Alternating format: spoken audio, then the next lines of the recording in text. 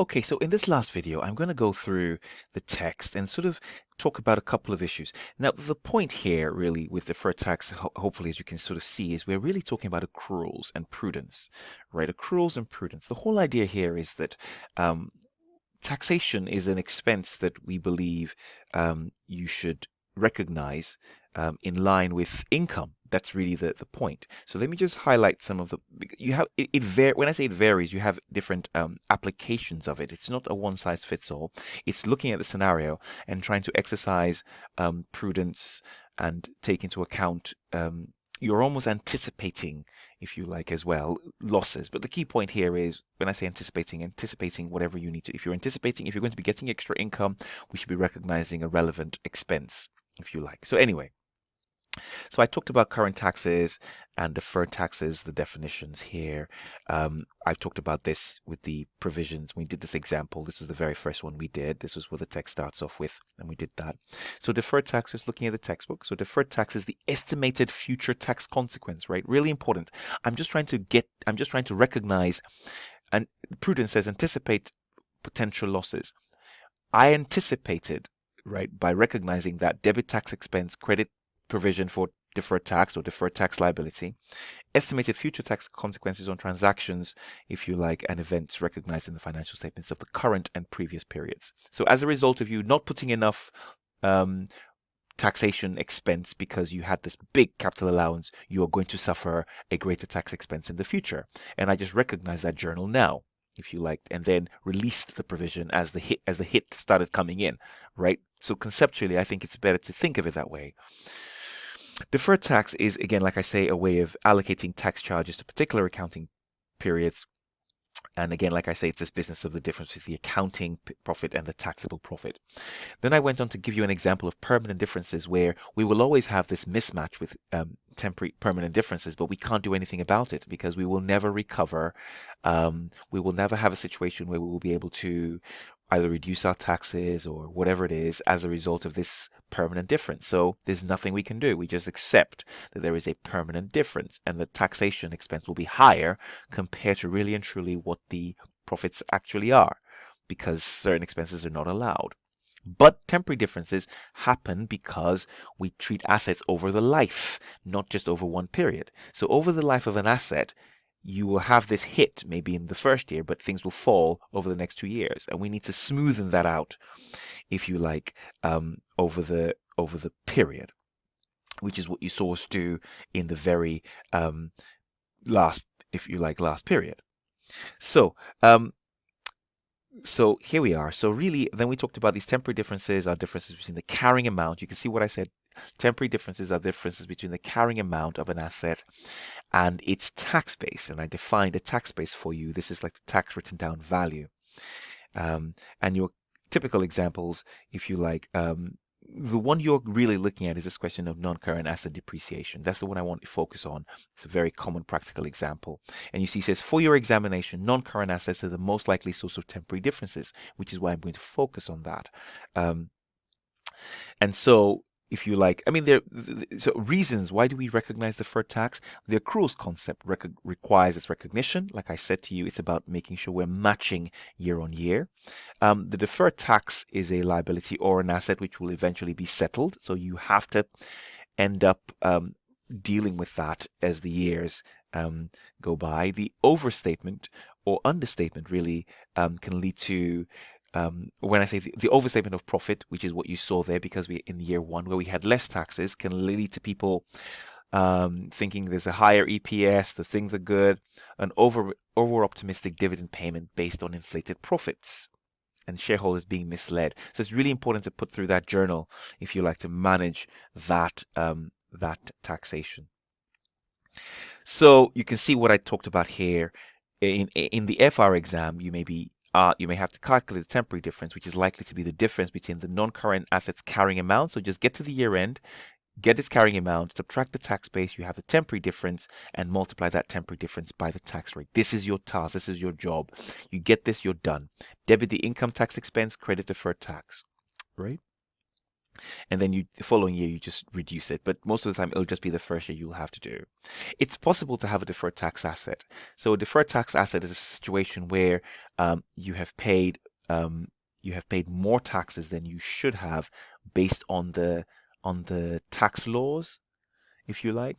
So you've paid more taxes than you should have, and as a result, you recognize a tax asset because you'll be able to release that asset um, later on when you are as the years go by. So a deferred tax asset is really the difference. That's the difference where that's the situation where the tax base is greater than the carrying amount. So far, I've been talking about examples where the carrying amount is greater than the tax base, and so you should you can reckon, and we'll see some examples of tax assets in a second, but it's not a one size fits all. You have different types of different tax assets, so it's not like, oh, there's just one type. No, there's different reasons.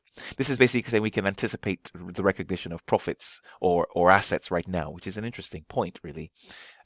We need to almost be sure that that's the situation, but we can. Okay, so this is the example we will use. Yeah, is this classic example here. Remember, so look at this example here. If a deferred tax asset arises, so when an entity is making losses, if you've been making losses in the prior year, hopefully we'll see an example here. Yeah, we'll see an example here. But so you can just conceptually see what's happening here. If you've been making losses, and I'll just do it here, just randomly on a page here. Imagine you've been making losses for the last couple of years. So X8, X7, X8, you've been making losses. And now you anticipate that you're going to be making profits in X9 and X10. And you and I know that you can carry forward losses against these profits. And you know that if you carry losses against future profits, um, in effect, you can reclaim or yeah, either, well, however you look at it, either you take these profits and you can use them against those losses. The point is that any tax that you if you like, that you were going to pay, you can, if you like, save that tax in effect because you're able to carry these losses. So any potential tax liability you have, that you can, if you like, use these losses against those profits. So we can sort of say, listen, oh, we're going to actually save tax in the future. So because you're going to have a tax saving in the future, you can recognize that tax saving now, so to speak, and that's what this is saying. So in a way, you can anticipate an asset, and that's the asset of a tax saving, if you like, or tax asset. But this is on the condition that you believe that you will make these profits in the future. So that's one example where we talk about recognizing deferred tax asset, and hopefully we'll see an example in the question. So we did this question, TYU1, which is what you saw us working through.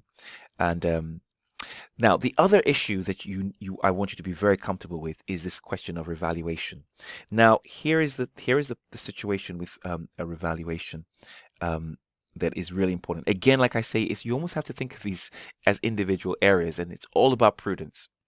Here's the thing. Here's what a revaluation is saying. When you revalue an asset, now remember, there's no revaluation for tax purposes. This is really important. There's no revaluation for tax. You don't, when you revalue an asset, when you say, oh, when you buy an asset for £1 million, that's what the tax office says it to be, right? That's what it says, and that's how it will deal with it. It'll deal with £1 million through all your calculations. If you revalue this asset for, say, £500,000, right? This 500 doesn't touch the tax expense at all. No, this is purely prudence. This is what's happening here.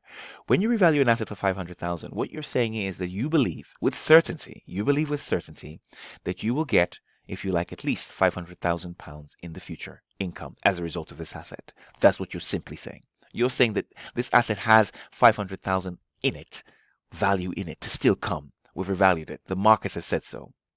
Well, prudence simply says, well, if you're saying you believe that you will have income over 500,000 in the future, you should therefore as well recognize the future tax liability as a result of this income.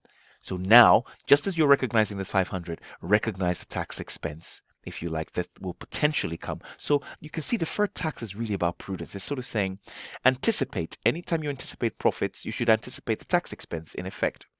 So all the movement of the deferred tax, so you will debit deferred tax expense as usual, but you will credit, if you like, the other comprehensive income because,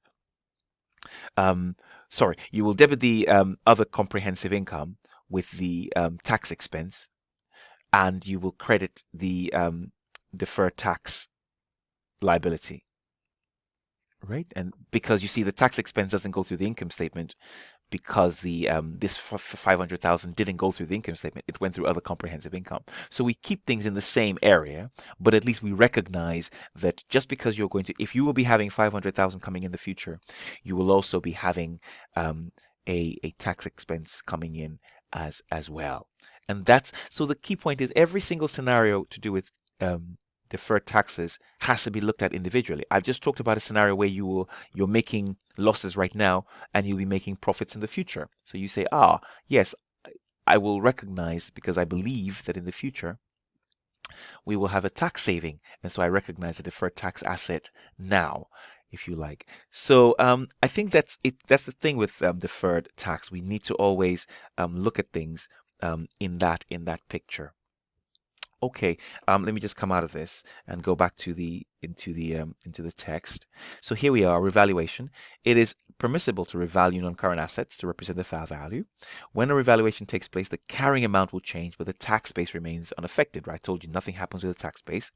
Here they just simply say the difference between the carrying amount and the tax base is a temporary difference and will give rise to deferred tax liability most of the time, which will be taken to the revaluation surplus rather than the statement of profit or loss. And I've explained why, because the revaluation itself does not hit the income statement. It goes to the other comprehensive income, if you remember. Um, yes, and that's why, because of this need to represent this need to represent the potential income. So with non-current assets revaluation, we always have a deferred tax liability because you will recognize, you are accepting that potentially you will have be paying taxes in the future. With losses, on the other hand, when unused tax losses are carried forward, a deferred tax asset can be recognized to the extent that taxable profits will be available to offset those losses. So if you expect that you're going to be having losses in profits in the future, you can use those losses, if you like, get this tax asset, so to speak. And that's kind of how really the point, really. And to be fair, the examples you will see will be to do with the with depreciation, and you'll see that as you're doing the questions as you go along. So I'll stick to that. I think that's really the point. Stick to that, to look for normal depreciation, adjust that, look at the carrying amount, tax base, calculate, multiplied by 30%. Once you do a couple, you'll get into the rhythm of how to deal with it. Awesome.